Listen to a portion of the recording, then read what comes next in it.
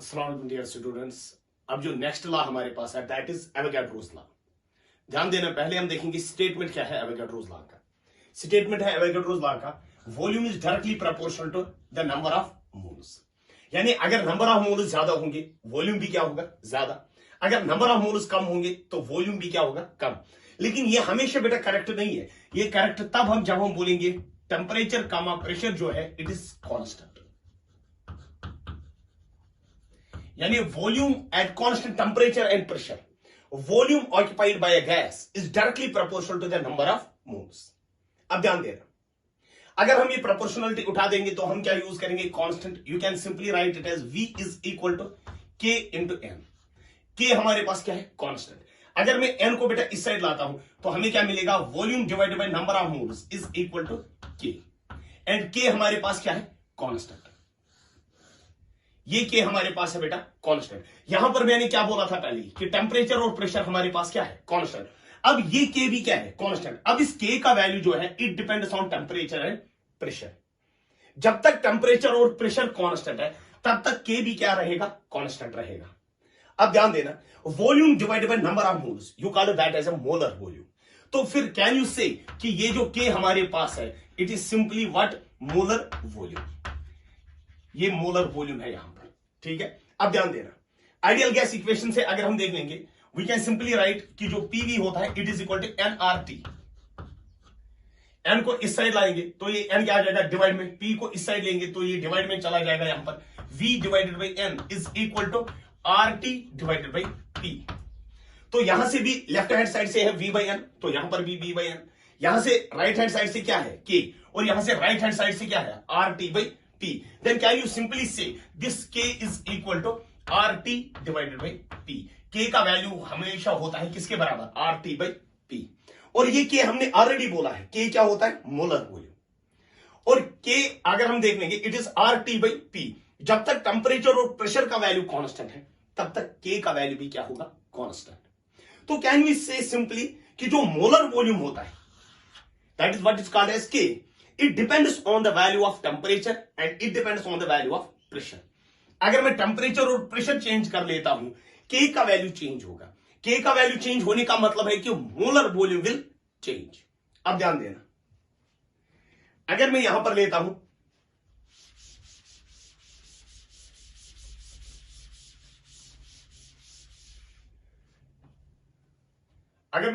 हूं सपोज हमारे पास eight old STP जिसको हम बोलते थे NTP कंडीशंस, NTP, उस वक्त जो टेम्परेचर हमारे पास होता है that is 0 degree Celsius.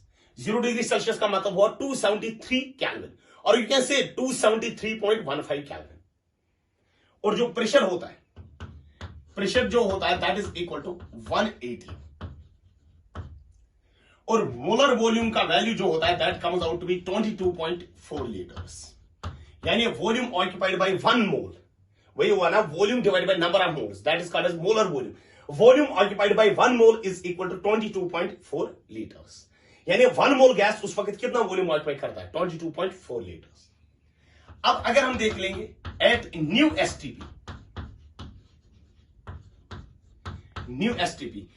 STP के वक्त फिर भी टेम्परेचर होता है 0 डिग्री सेल्सियस मींस 273 केल्विन। लेकिन उस वक्त जो प्रेशर होता है, प्रेशर इज इक्वल टू 1 बार।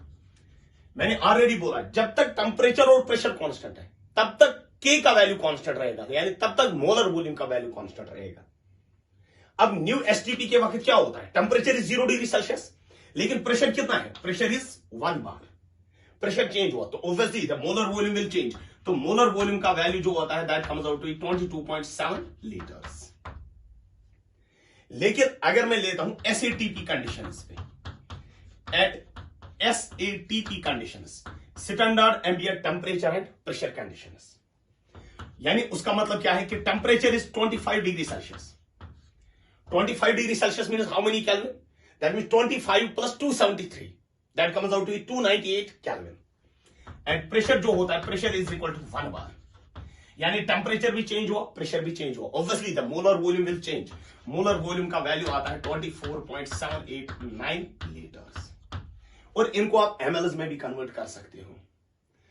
तो अगर हम देखेंगे मैंने बेटा टेम्परेचर चेंज किया, मैंने बेटा प्रेशर चेंज किया, obviously the molar volume will change. तो हमने 3 लॉज डिस्कस किए। एक तो हमने देखा था पहले स्टार्ट में हमने देखा था बॉयल्स लॉ, फिर उसके बाद हमने देखा था चार्ल्स लॉ। अब नंबर 3 हमने देखा कौन सा लॉ? Avogadro's law. जब हम इन 3 लॉज को कंबाइन करेंगे तो हमें मिलेगी ideal gas equation. Ideal gas equation यानी आइडियल गैस इक्वेशन हमें मिलता है, लेकिन कब? जब हम 3 लॉज को कंबाइन करेंगे, बॉयल्स लॉ को, चार्ल्स लॉ को और एवोगैड्रोस लॉ को। और वो आइडियल गैस इक्वेशन हमारे पास क्या होती है? PV is equal to NRT. ठीक है यहां तक? अब ध्यान देना,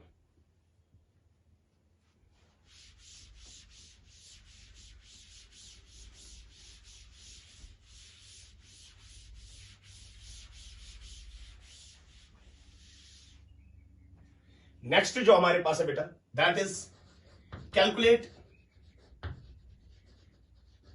the density of an ideal gas. Calculate the density of an ideal gas. Ideal gas की डेंसिटी कैलकुलेट कीजिएगा। ठीक है, तो हम क्या बोल देंगे? सिंपली वी राइट पीवी जो होता है, PV is equal to NRT, यही होता है। तो can you write it as PV जो हमारे पास होता है, that is number of moles. Number of moles किसके बराबर होते हैं? It is equal to mass divided by molar mass into R T. Molar mass divide में इस साइड चला जाएगा तो क्या जाएगा? मल्टीप्लाई। यहां से वॉल्यूम मल्टीप्लाई में, अगर इस साइड लाएंगे तो क्या आ जाएगा? डिवाइड में। तो you can simply write P M is equal to M by V R T. क्योंकि वॉल्यूम को हमने इस साइड लिया तो ये डिवाइड में आ गया, मोलर मास इस साइड चला गया तो ये मल्टीप्लाई में चला जाएगा। Mass divided by volume, you call it as density. Then can you say PM is equal to D R T. R T इस साइड चला जाएगा तो क्या जाएगा? डिवाइड में। तो can you write it as density जो होती है, density will be equal to PM divided by R T. यानी जो डेंसिटी होता है किसी भी गैस का, that is equal to pressure exerted by the gas, M is the molar mass of the gas, R is gas constant and T is the temperature in Kelvin। तो density किसी भी gas का जो होता है that is equal to PM divided by RT। तो ये हमारे पास डेंसिटी की इक्वेशन हमारे पास है, और ये इक्वेशन हमने पहले भी डिराइव की थी जब हमने मोल कंसेप्ट डिस्कस किया था। अब ध्यान देना,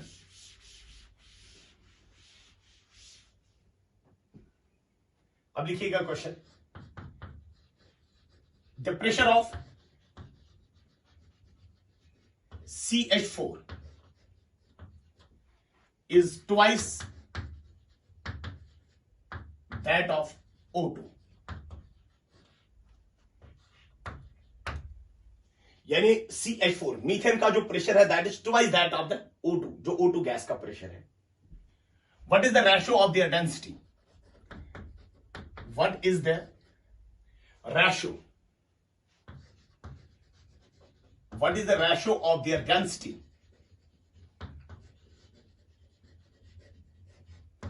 If temperature is constant।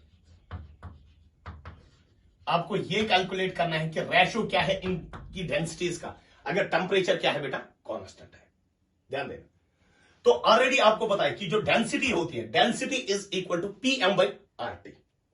Density of CH4 वो किसके बराबर होगा?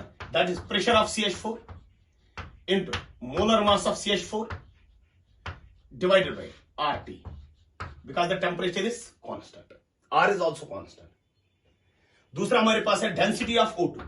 डेंसिटी ऑफ O2 किसके बराबर आ जाएगा? Pressure of O2 into molar mass of O2 divided by RT। यही होगा ना? अगर मैं इनको डिवाइड कर लेता हूं, यहां से divide, RT and RT will get cancel out. Pressure of CH4 का प्रेशर कितना दे के है? वहां से ही है। The pressure of CH4 is twice that of O2, that is pressure of CH4 is twice pressure of O2। You can write density of CH4 divide by density of O2 is equal to pressure of CH4, वो कितना हम लेंगे क्योंकि RT and RT will get cancel out. Pressure of CH4 It is equal to twice pressure of O2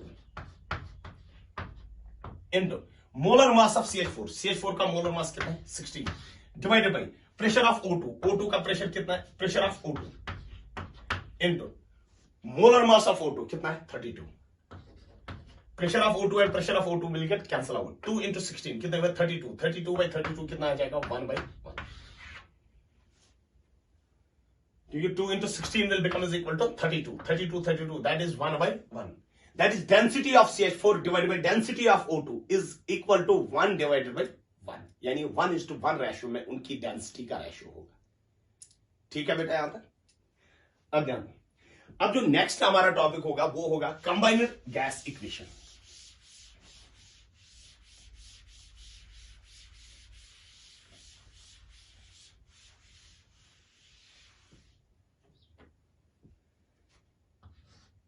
combined gas equation.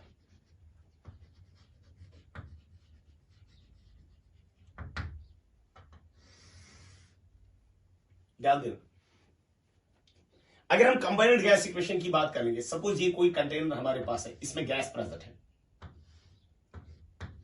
इसमें कोई ideal gas present है, और इसका मैं जो प्रेशर बोल रहा हूं वी कैन से इसका प्रेशर जो है दैट इज P1 और इसका जो वॉल्यूम है दैट इज V1, इसका जो नंबर ऑफ मोल्स है दैट इज N1 और इस गैस का जो टेंपरेचर है दैट इज T1. सपोज हमने इसको दूसरी एक स्टेट में ले लिया, यहां पर दूसरी एक स्टेट है इसी गैस की, लेकिन हम क्या बोल रहे हैं कि suppose the pressure changes from P1 to P2, pressure change हुआ. Suppose the volume changes from V1 to V2, volume भी चेंज हुआ. Suppose the temperature changes from T1 to T2 and the number of moles also changes from N1 to N2 and the temperature changes from T1 to T2. तो हम यहां पर भी ideal gas equation apply कर सकते हैं. तो ideal gas equation यहां पर क्या होगा, P1 V1 is equal to N1 R T1. ये हमारे पास यहां पर आइडियल गैस इक्वेशन है. तो R का वैल्यू किसके बराबर आ जाएगा, P1 V1 divided by N1 T1 is equal to R. यहां पर भी हम आइडियल गैस इक्वेशन अप्लाई कर सकते हैं. तो हम क्या लिखेंगे, P2 V2 is equal to N2 R T2. R का वैल्यू किसके बराबर आ जाएगा, P2 V2 divided by N2 T2 is equal to R. तो R हमारे पास क्या है, गैस कांस्टेंट. जब राइट हैंड साइड दोनों के बराबर है तो लेफ्ट हैंड साइड भी बराबर होंगे. लेफ्ट हैंड साइड में हम क्या लिखेंगे, तो वी कैन सिंपली से P1 V1 divided by N1 T1 is equal to P2 V2 divided by N2 T2. You call this equation as combined gas equation. ये जो इक्वेशन हमारे पास है इसी को हम बोलते हैं combined gas equation. लेकिन चूंकि इसमें पता है कि आइडियल गैस है, अगर केमिकल रिएक्शन हो जाएगी तो वहां पर जो नंबर ऑफ मोल्स होते हैं ना वो चेंज हो सकते हैं. लेकिन अगर इसमें आइडियल गैस प्रेजेंट है तो यू कैन सिंपली से कि जो नंबर ऑफ मोल्स यहां पर होंगे, क्योंकि कंटेनर इज क्लोज्ड, जितने नंबर ऑफ मोल्स यहां पर होंगे इन स्टेट 1 उतने ही नंबर ऑफ मोल्स होंगे इन स्टेट 2, इस वाली स्टेट में. यानी N1 और N2 क्या होंगे, बराबर. देन यू कैन सिंपली से P1 V1 divided by T1 is equal to P2 V2 divided by T2. ये हम तब बोलेंगे जब हम ये मान के चलेंगे कि इसमें आइडियल गैस प्रेशर. हाँ, अगर वो वहां से बोल रहा है ना केमिकल रिएक्शन हो रहे हैं, तब नंबर ऑफ मोल जो होंगे ना वो चेंज हो भी सकते हैं और नहीं भी हो सकते हैं. तो ये हमारे पास है, you call this equation as a combined gas equation. और ये इक्वेशन बेटा हम तब यूज करते हैं जब प्रेशर भी चेंज होगा, जब वॉल्यूम भी चेंज होगा और जब टेम्परेचर भी चेंज होगा, उस वक्त हम यूज करेंगे कंबाइनड गैस इक्वेशन. जब तीनों वेरिएबल चेंज होंगे, प्रेशर भी जब चेंज होगा, वॉल्यूम भी जब चेंज होगा और टेम्परेचर भी जब चेंज होगा, उस वक्त हम यूज करेंगे combined gas equation.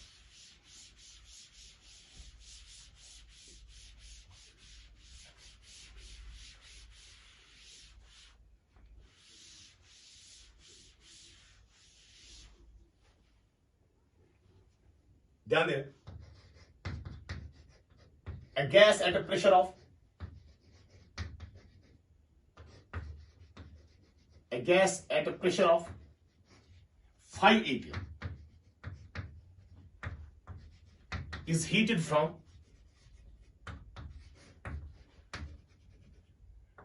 27 degrees Celsius to 2 to 7 degree Celsius. And a gas at a pressure of 5 atm is heated from 27 degree Celsius to 227 degree Celsius. इस टेम्परेचर को बेटा केल्विन में कन्वर्ट कर लेंगे, ठीक है. And is simultaneously compressed and is simultaneously compressed to 1/3 of its initial volume.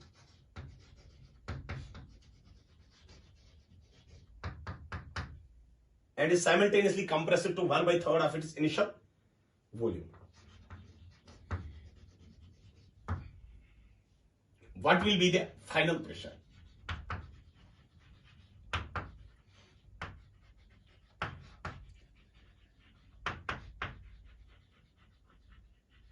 What will be the final pressure?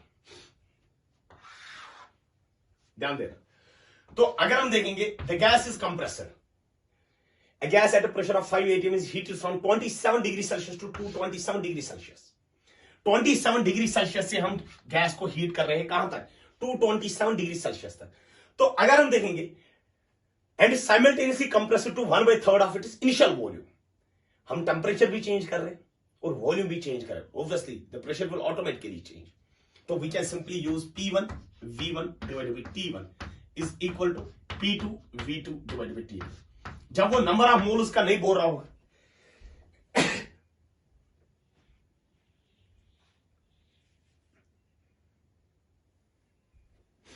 जब भी वो बेटा नंबर ऑफ मोल्स का नहीं बोलेगा, नंबर ऑफ मोल्स इसका फैसला किए, तो ये मान के चलिए कि नंबर ऑफ मोल्स हमारे पास क्या है? कांस्टेंट. अब इनिशियली प्रेशर कितना देखे? What is the initial pressure? That is 5 atm. Suppose the initial volume is V1 and the initial temperature जो हमारे पास है, पहले कितना टेम्परेचर था? 27 डिग्री सेल्सियस. 27 डिग्री सेल्सियस का मतलब हुआ 300 kelvin is equal to P2. P2 का वैल्यू कितना देखे? What will be the final pressure? वो तो आपको कैलकुलेट करना है. P2 into V2 final volume. Final volume and is simultaneously compressed to 1/3 of its initial volume. यानी जो इसका फाइनल वॉल्यूम होगा that is equal to 1/3 of its initial volume. यानी जो V2 का वैल्यू होगा that will be V1 divided by 3. V1 divided by 3 divided by temperature. कितना temperature है? फाइनल टेम्परेचर कितना है? 227 degree Celsius. 227 degree Celsius comes out to be 500 kelvin. अब ध्यान देना. तो can you write it as 5 times V1 divided by 300 is equal to यहां पर P2 into V1, that is P2 into V1 divided by ये 3 5 और 1500. V1 and V1 will get cancel out. 0 0 3 1 और 3 5 और 5 यहां पर चला जाएगा. 5 इंटू 5 कितना हुआ? 25. यानी P2 का वैल्यू आ जाएगा 25, मगर यूनिट्स आ जाएंगे ATM, क्योंकि P1 का वैल्यू भी ATM में है, तो P2 का वैल्यू भी किस में होगा? ATM में ही होगा.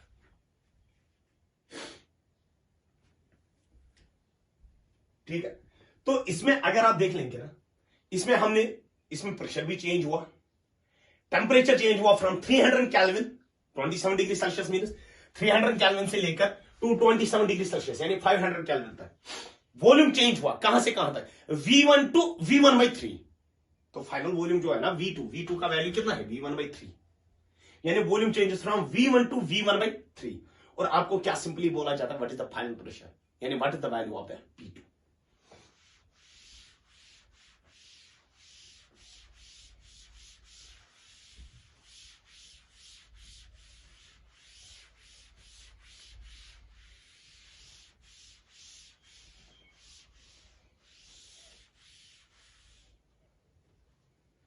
ध्यान देना.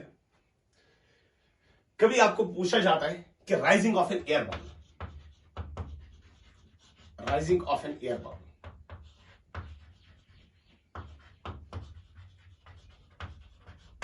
ध्यान देना.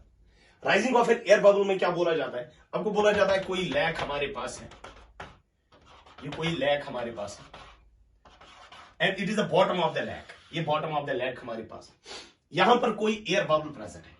Suppose air bubble is present here and this air bubble rises from the bottom of the lake to the surface तक वो आ जाता है। और ये पूछा जाता है कि यहां पर जो बॉटम ऑफ द लैक है, बॉटम ऑफ द लैक पे प्रेशर इसका है P1, वॉल्यूम है V1 और टेम्परेचर है T1, और सरफेस पे इसका प्रेशर है P2, वॉल्यूम है V2 और टेम्परेचर कितना है T2। तो यू कैन सिंपली से, क्योंकि एयर बबल में जो नंबर ऑफ मोल्स है दैट विल रिमेन कांस्टेंट, तो आप सिंपली क्या करोगे, तो बॉटम ऑफ द सरफेस से आ जाता है सरफेस। सपोज बॉटम पे बोलता है प्रेशर है P1, टॉप पे बोलता है प्रेशर है P2, बॉटम पे बोलता है वॉल्यूम है V1, टॉप पे वॉल्यूम है V2, bottom of the surface, bottom of the lake पे है टेम्परेचर है T1 एंड सरफेस पे कितना है T2। Then you can simply apply कौन सी equation, that is P1 V1 divided by T1 is equal to P2 V2 divided by T2। इनमें से किसी, अगर हम देखेंगे 1 2 3 4 5 6 वेरिएबल वहां पर बेटा, प्रेशर का वैल्यू भी देके होगा, V1 का भी वैल्यू देके होगा, T1 का भी, P2 का भी, T2 का भी, और आपको पूछा जाता है कि आप यहां पर कैलकुलेट कीजिए वॉल्यूम क्या होगा। ठीक है, तो ये था rising of an air bubble. जब भी आप इसके रिलेटेड क्वेश्चन देखोगे then you can simply apply the combined gas equation.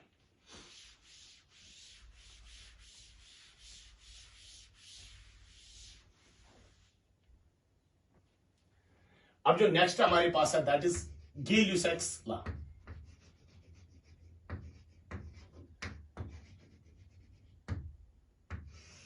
ध्यान देना, गै-ल्यूसैक्स लॉ का स्टेटमेंट क्या है। गै-ल्यूसैक्स लॉ का स्टेटमेंट है pressure is directly proportional to temperature, और ये टेम्परेचर होना चाहिए किसमें, this temperature should be kelvin, ये टेम्परेचर केल्विन में होना चाहिए। यानी जब तक टेम्परेचर, ध्यान देना, pressure is directly proportional to temperature, temperature increase कर देंगे pressure will increase, temperature decrease कर देंगे प्रेशर विल डिक्रीज। ठीक है, ये कांस्टेंट तब तक है, ये करेक्ट बेटा तब तक हमारे पास है जब तक हम ये मान के चलेंगे कि N, V जो हमारे पास है दैट इज कांस्टेंट। जब तक N और V कांस्टेंट है तब तक हम ये रिलेशन बोल सकते हैं कि pressure is directly proportional to temperature. अब ये प्रोपोर्शनलिटी हटा देंगे तो हम क्या यूज करेंगे, constant, and suppose the constant is K into T। ठीक है, तो T को इस साइड लाएंगे तो हम क्या बोलेंगे, P divided by T is equal to K। ध्यान दिया, P भी हमारे पास वेरिएबल है और T भी हमारे पास वेरिएबल है, लेकिन इन दोनों का रेशो क्या है, constant, and that constant is K। और यहां पर हम क्या बोलते हैं, N, V इज कांस्टेंट, तो यहां पर हमने क्या बोला, K इज कांस्टेंट, तो जो K का वैल्यू होगा it will depend on N and V। यानी जब तक N और V कांस्टेंट है तब तक K भी क्या रहेगा, तब तक K भी रहेगा कांस्टेंट। अगर आप N और V चेंज करोगे then obviously this K will change. ध्यान देना, आइडियल गैस इक्वेशन में हम क्या बोल देते हैं, आइडियल गैस इक्वेशन में हम बोल देते हैं PV is equal to nRT। T को इस साइड लाएंगे तो हम क्या बोलेंगे, P by T is equal to nR divided by V। तो अगर हम देखेंगे यहां पर हमने बोला ना P by T is equal to K, यहां पर हम क्या बोलते हैं, P by T is equal to nR by V।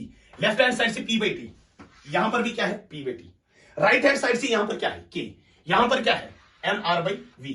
Can you simply say कि ये जो K होगा it will become equal to nR divided by V। K का वैल्यू होगा nR डिवाइडेड बाई V के बराबर।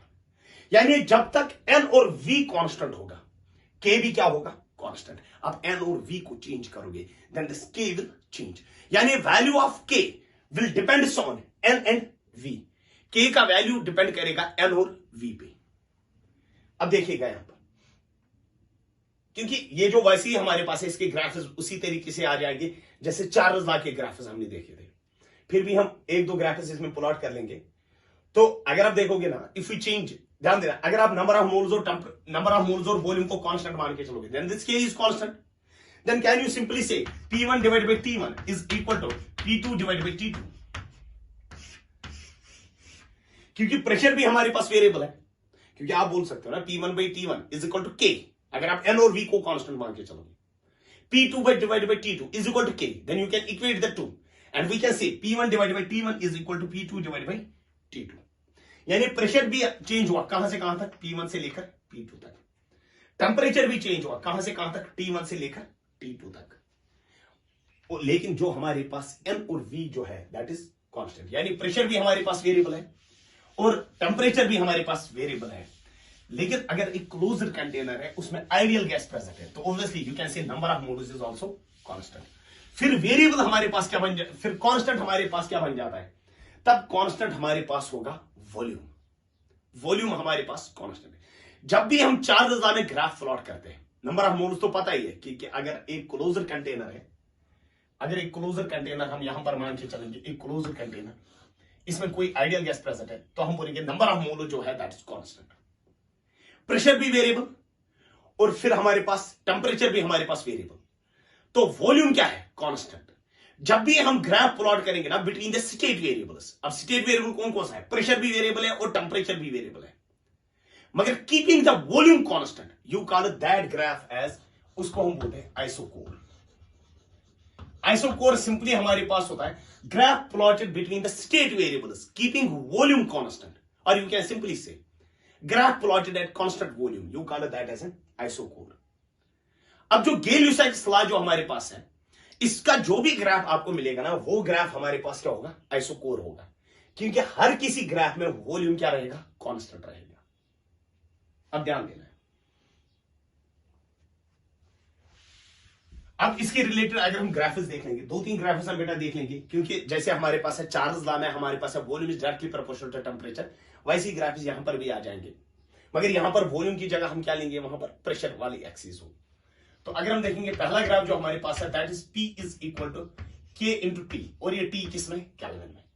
Call this as Y, call this as X, तो ये क्या बन जाएगा? M। तो ग्राफ कौन सा फॉलो होगा? ग्राफ फॉलो होगा बेटा Y is equal to mx। अगर मैं Y को प्लॉट कर लेता हूं अगेंस्ट X, यानी अगर मैं प्लॉट कर लेता हूं प्रेशर को अगेंस्ट टेम्परेचर, और ये टेम्परेचर किसमें अगर है? ये टेम्परेचर अगर केल्विन में है, तो ग्राफ कहां से स्टार्ट होगा? अगर टेम्परेचर का वैल्यू 0 देंगे देन द प्रेशर विल 0, तो ग्राफ कहां से स्टार्ट होगा? ओरिजिन से स्टार्ट होगा, ग्राफ यहां से स्टार्ट होगा, तो y is equal to mx plus c, ये वाला ग्राफ होगा y is equal to mx type graph. अब टेम्परेचर का वैल्यू 0, y का वैल्यू भी क्या आ जाएगा? 0, यानी प्रेशर का वैल्यू 0, इस तरीके का।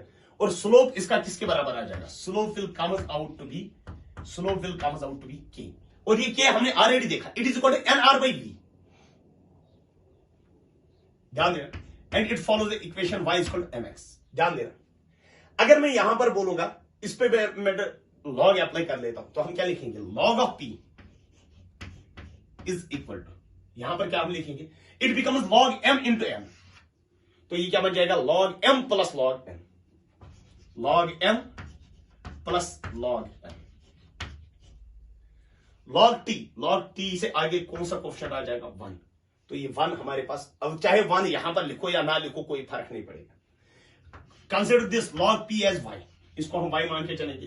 Consider this log p as x, तो ये क्या बन जाएगा? m क्या है? स्लोप, और ये क्या बन जाएगा? c, यानी इक्वेशन हमारे पास होगी कौन सी बेटा? y is equal to mx plus c type.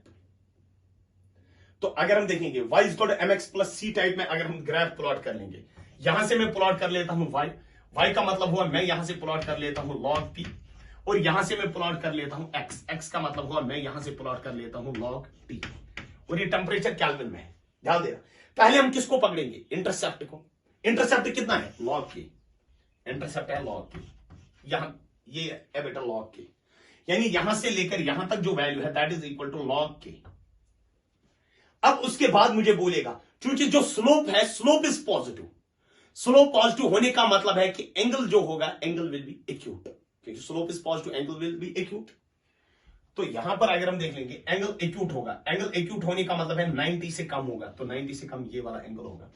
और अगर आप देखोगे इसका स्लोप जो होगा, slope is equal to 1, slope 1 तब होता है जब ये थीटा का वैल्यू होगा 45 डिग्री के बराबर, क्योंकि ये जो थीटा का वैल्यू है, this theta comes out to be 45 degree, then you can say the slope comes out to be 1, slope का वैल्यू 1 के बराबर होगा, तब उसका मतलब हुआ कि theta is equal to 45 degree.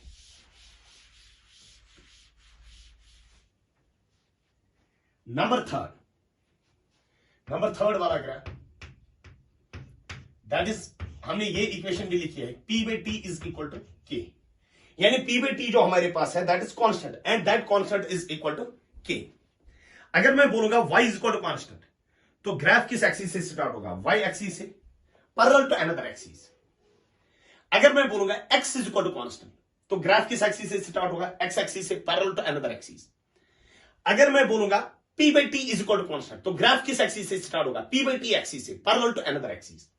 अगर मैं यहां से P by T एक्सिस लेता हूं, P by T एक्सिस लेता हूं, यहां से मैं लेता हूं या तो बेटा प्रेशर एक्सिस लेता हूं या तो बेटा टेम्परेचर एक्सिस लेता हूं। दोनों में से कोई एक्सिस, या तो प्रेशर एक्सिस या तो टेम्परेचर एक्सिस। मैं बोलता हूं कि P by T is equal to constant, तो ग्राफ किस एक्सिस से स्टार्ट होगा? P by T एक्सिस से पैरेलल टू अनदर एक्सिस, और यहां से लेकर यहां तक जो वैल्यू होगा that value will comes out to be K, और ये K का वैल्यू किसके बराबर आ जाएगा? NR divide by V। This K comes out to be NR divide by V। ठीक है, तो ये था किसके रिलेटेड बेटा? चार्ल्स लॉ के रिलेटेड ग्राफ्स। और भी आपको बेटा कभी ग्राफ्स मिलेंगे तो उन ग्राफ्स को सिंपली आपको पता है कि वो जो ग्राफ्स हमारे पास होंगे वो उन्हीं 6 टाइप्स ऑफ ग्राफ जो मैंने पहले ही दिखाई था, उन्हीं में से तो किसी तरीके का ग्राफ होगा वहां पर।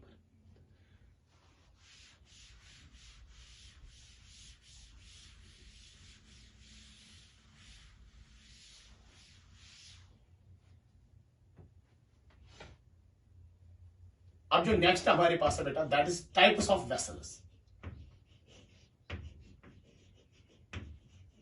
टाइप्स ऑफ वेसल्स, ध्यान देना, हमारे पास जो पहला टाइप है वेसल्स का, those are called as non rigid vessels. Non rigid vessels यानी नॉन रिजिड वेसल्स वो वाले वेसल्स होते हैं जिनकी बाउंड्रीज फिक्स नहीं होते, उनका वॉल्यूम चेंज हो जाता है। दूसरे होते हैं those are called as rigid vessels. Rigid vessels वो वाले वेसल्स होते हैं जिनका वॉल्यूम कांस्टेंट रहता है। And number third is open vessel.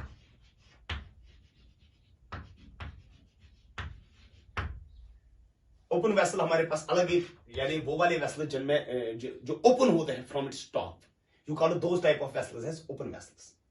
अब पहले हम देखेंगे नॉन रिजिड वेसल्स। पहला टाइप जो हमारे पास है what you call as non rigid vessels.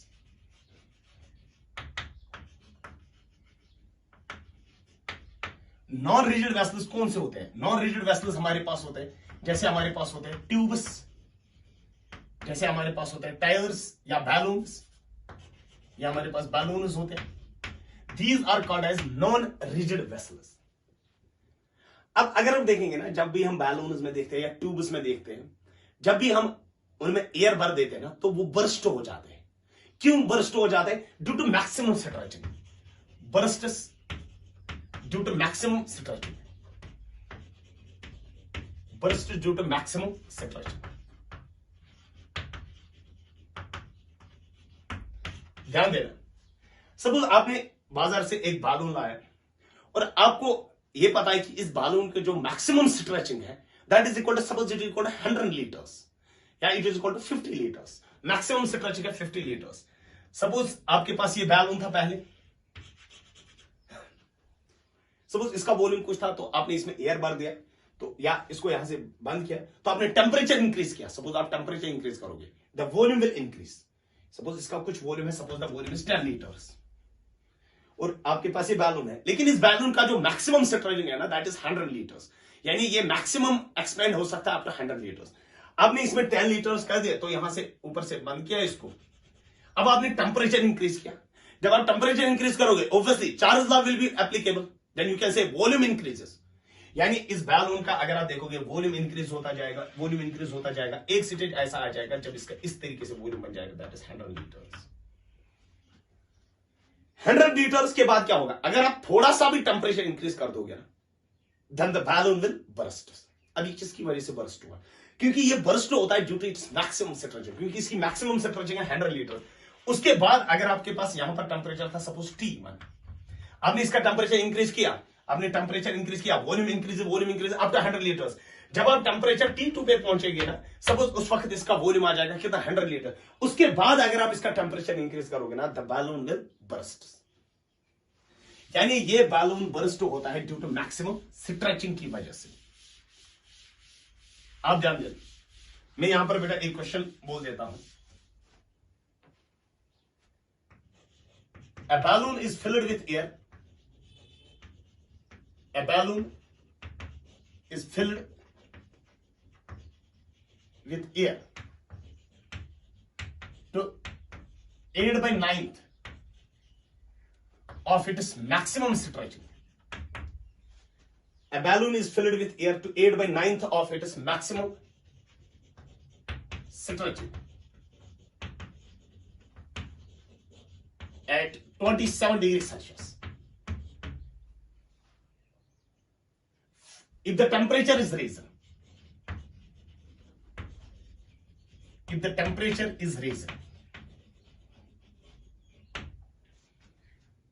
find the temperature at which the balloon bursts. Find the temperature at which the balloon bursts.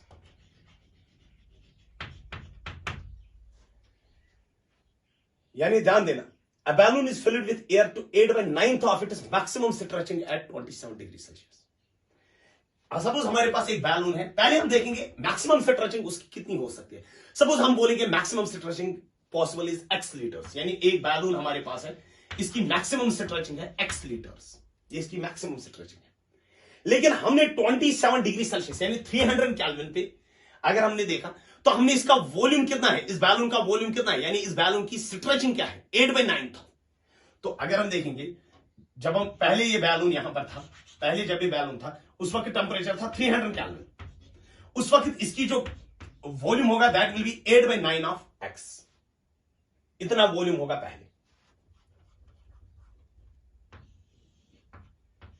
8/9 of x litres, ये इसका पहला वॉल्यूम था. लेकिन उस वक्त टेंपरेचर कितना था, 300 केल्विन.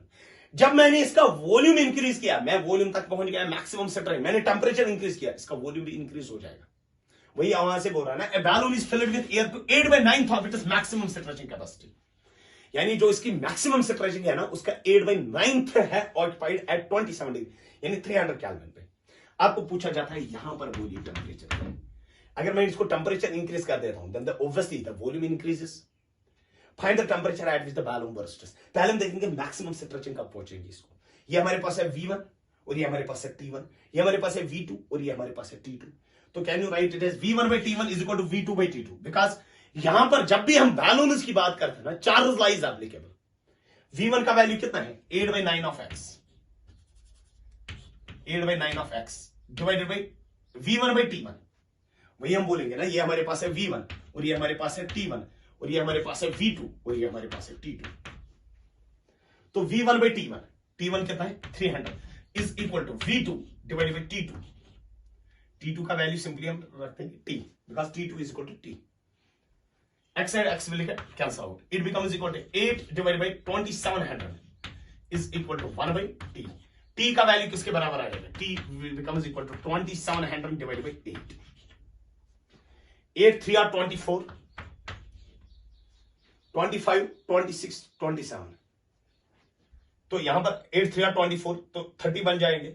8 3 are 24 तो 6, 8 7 are 56 तो वहां पर 4 बच जाए, 8 5 और 40 इतने केल्विन पे. यानी temperature is equal to 337.5 kelvin पे इसका मैक्सिमम स्ट्रेचिंग हो जाएगा. और इस टेंपरेचर पे बेटा बर्स्ट नहीं हो जाएगा. अगर मैं इसका थोड़ा सा टेंपरेचर इंक्रीज कर देता हूं द बैलून विल बर्स्ट. यानी हम बोलेंगे balloon bursts at T greater than 337.5 kelvin. इस टेंपरेचर पे बैलून बर्स्ट हो जाएगा. जब इससे ज्यादा थोड़ा सा भी टेंपरेचर होगा then the balloon will burst. इस टेंपरेचर पे कभी भी वो बर्स्ट नहीं हो जाएगा क्योंकि इस टेंपरेचर पे मैक्सिमम स्ट्रेचिंग आ जाएगी. और ये बर्स्ट हो जाएगा कब, ये बर्स्ट हो जाएगा जब टेंपरेचर इससे थोड़ा सा ज्यादा होगा.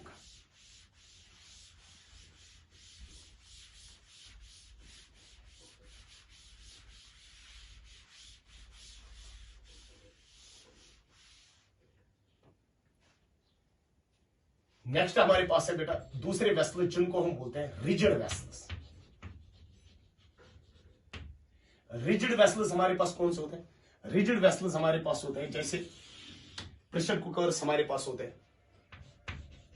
जैसे हमारे पास होता है प्रेशर कुकर हमारे पास होता है वो भी बर्स्ट्स होते हैं. जैसे हमारे पास होते हैं गैस सिलेंडर्स वो भी बर्स्ट होते हैं. और वो क्यों बर्स्ट हो जाते हैं, क्योंकि उनमें जब भी वो बर्स्ट हो जाएंगे ना, burst due to increase in bursts due to increase in pressure. क्योंकि उनका वॉल्यूम जो होता है ना, वॉल्यूम कांस्टेंट होता है उनमें, और उनमें गैस भी कांस्टेंट होगा, देन यू कैन सिंपली से गिल-ल्यूसैक्स लॉ इज एप्लीकेबल.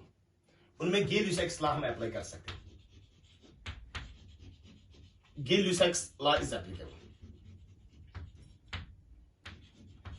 और गिल-ल्यूसैक्स लॉ हमारे पास क्या है? Simply that is P1 divided by T1 is equal to P2 divided by T2.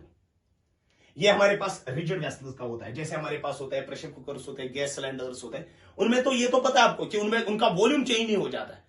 जब भी वो बर्स्ट होते हैं ना, वो बर्स्ट होते हैं due to increase in pressure, क्योंकि उनमें प्रेशर इंक्रीज होता है जिसकी वजह से वो बर्स्ट हो जाते हैं. और उन पे हम अप्लाई कर सकते हैं किस लॉ को बेटा? गिल-ल्यूसैक्स लॉ को हम अप्लाई कर सकते हैं. ध्यान दें, मैं यहां पर क्वेश्चन बोल देता हूं.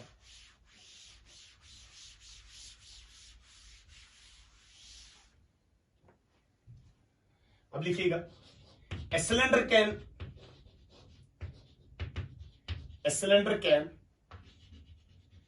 withstand a maximum pressure of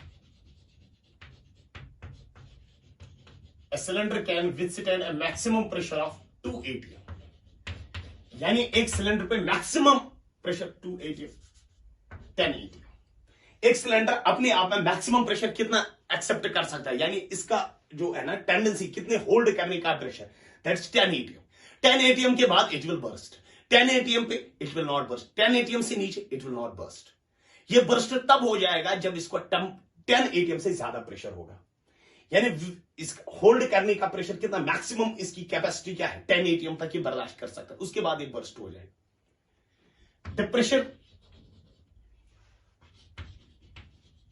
The pressure gauge of the cylinder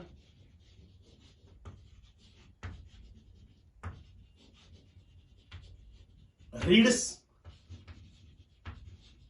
2 atm at 27 degree Celsius.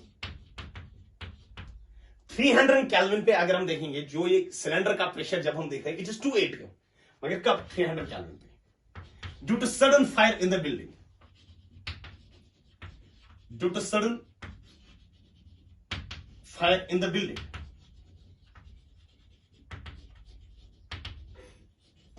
temperature rises.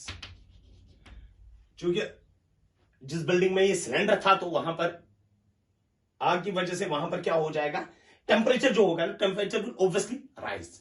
जब टेम्परेचर राइज हो जाएगा तो obviously the pressure will also rise. Find the temperature at which, find the temperature at which the cylinder bursts.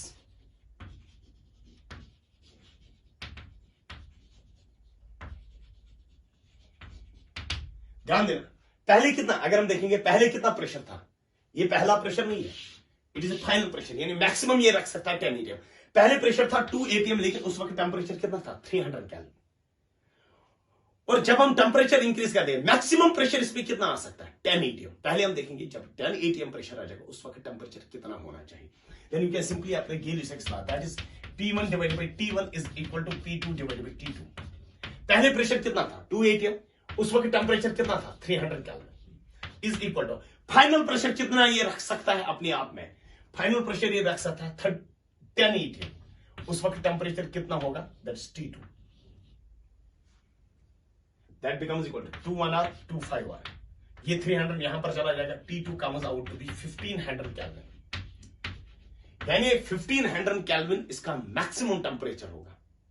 यानी जब इसका temperature increase हो जाएगा ना, 300 केल्विन से ज्यादा, 400, 500, 600, ये जब ये 1500 केल्विन पे पहुंचेगा ना, उस वक्त सिलेंडर का प्रेशर कितना होगा, 10 atm.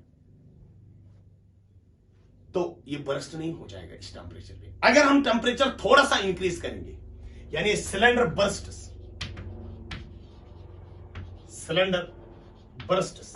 At temperature greater than 1500 kelvin. Cylinder burst हो जाएगा जब टेम्परेचर पहुंचेगा ज्यादा, किससे, 1500 केल्विन से. तब ये सिलेंडर क्या हो जाएगा, बर्स्ट हो जाएगा. और नेक्स्ट लेक्चर में हम स्टार्ट करेंगे ओपन वेसल, और फिर उसके बाद देखेंगे Dalton law of partial pressures and Graham's law of diffusion.